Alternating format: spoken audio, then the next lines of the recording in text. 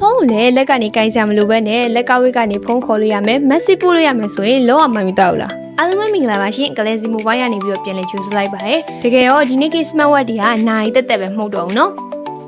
ဖုန်းနဲ့အမြဲချိန်ရစရာမလိုပဲနဲ့ SIM ကထည့်ပြီးတော့တီးတက်သုံးလို့ရမယ် LTE ရဲ့ cellular watch တွေကအခုလက်တလုံးမှာဆိုရင်တော်တော်လေးကိုရေးပန်းစားနေပြီလေအဓိကချက်ကတော့ဖုန်းအိမ်မှာမေ့ကြံခဲ့မယ်ဆိုရင်တော့မှဒီလက်ကဝိတ်ကနေပြီးတော့ဖုန်းခေါ်တာတွေချက်တာတွေနဲ့အလုပ်ကိစ္စတွေကိုအစတကူလုပ်လို့ရမှာပါနော်ပြေးခုံလို့ရတဲ့အခါတွေမှာဆိုရင်လည်းပဲဖုန်းထဲဖို့အတွက်တီးတဲ့အိတ်ရှာနေကြလည်းမလို့တော့ဘူးပြီးတော့ကျန်းမာရေးစောင့်ရှောက်ဖို့အတွက် hair track တွေနဲ့ battery အားလည်းတော်တော်လေးခံတာဆိုတော့အရန်ကိုအဆင်ပြေတယ်အလုံးများလို့ဖုန်းကိုလက်ထဲမှာမကင်ထားခြင်းတဲ့သူတွေအားကစားလုပ်တာဝါသနာပါတဲ့သူတွေနဲ့ကိုပိုင်ဖုန်းအပြင်ကိုပိုင်လက်ပတ်နိုင်ဖုန်းအဖြစ်သုံးခြင်းတဲ့သူအတွက်ကတော့ကွက်တီပဲဈေးနှုန်းလေးကလည်းကိုသုံးမဲ့ဘတ်ဂျက်နဲ့လိုအပ်ချက်တွေပေါ်မူတည်ပြီးတော့ရွေးချယ်စရာတွေလည်းအများကြီးရှိရဆိုရင်တော့လိုချင်တဲ့ဆိုရင်တော့ပိုးရိုးကလေးစီမိုဘိုင်းကိုကိုရန်လာရောက်ခဲ့လိုက်တော့နော်